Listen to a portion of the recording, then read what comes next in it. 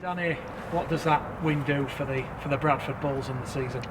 Yeah, it gives us another step forward. I thought we took a massive step last week, and I thought the first half performance this morning were more like how we train, and we rectified that in the first half, and I thought the big fellas laid a great platform.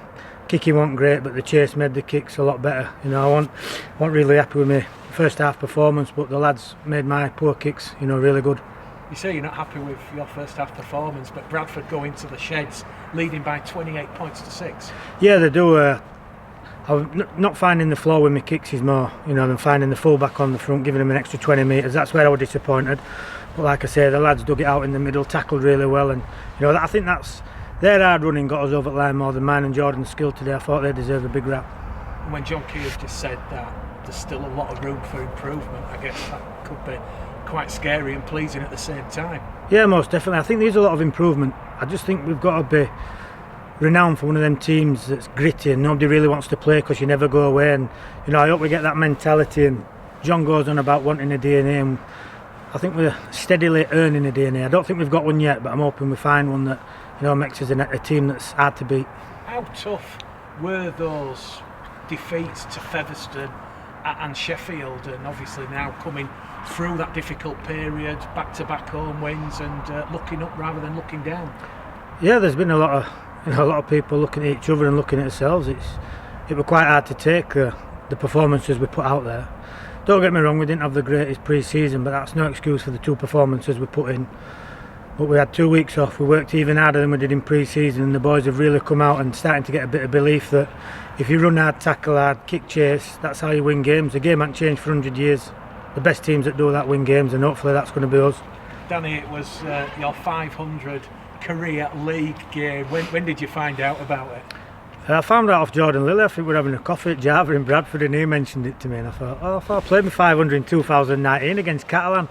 He said, it's without internationals, I think. So yeah, it's a great achievement. I'm really happy that the group of lads looked after me this week. A few high fives after the game. It's just nice, and even more pleasing that we got the win. But the way we did the first 40 minutes, I'm more happy with than my 500th game. And talking about yourself personally, when that second half, it's in that grind, and Dewsbury are trying to wrestle that momentum back. How important is someone like yourself with those 500 games, that experience, that game management and decision making? Yeah, I just try and rev the boys up and say stay in this arm wrestle, stay in this arm wrestle, stay in the fight, because you give one easy try away and that frustrates me more than bombing tries down the other end, because the good teams defend well, take adversity and defend the try line, whereas in the first 2 games against Fev and Sheffield we didn't do that. They scored far too easy.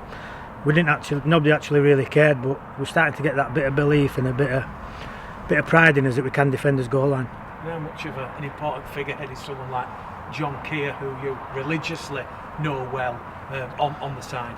Yeah, John's great. He motivates you, he gets you fired up, he gets you ready, and John really hasn't changed. He has the simplest game plan, and that's sometimes what upsets me, that we don't stick to it. It's not hard. It's not. You have to do this miracle ball. It's just running hard, kick chasing and defending. And like I say, the first 2 games we didn't do that, but the last 2 weeks we took a step forward, another step forward this week. We just need to keep building on that. We've got a run of 4 games, that I think we should really turn it on now and, try and keep building.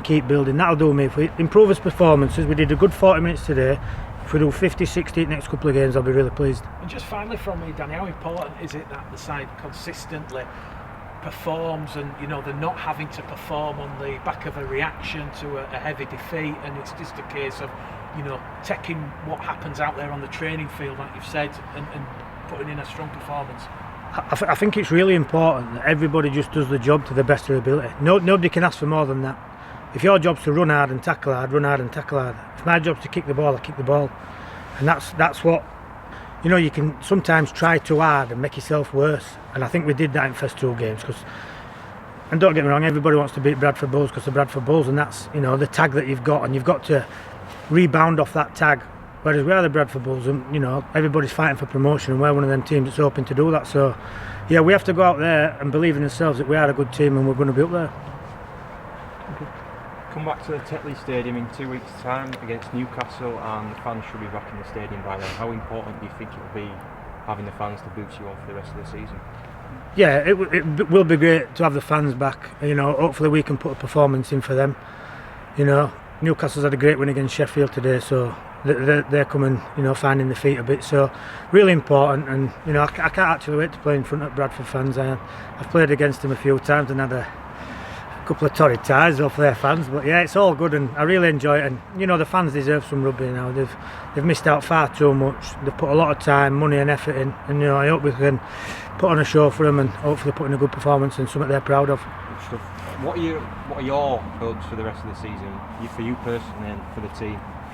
My personal goal is to try and perform consistently.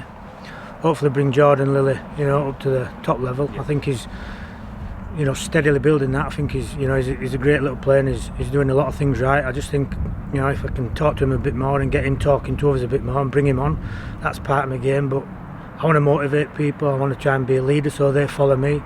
Try and give me all every week. That's all I've ever tried to do, and you know, get us in the top six. That's the main goal. Once you're in that top six, anything can happen, and that's the way I play. Brilliant. Thanks, Danny.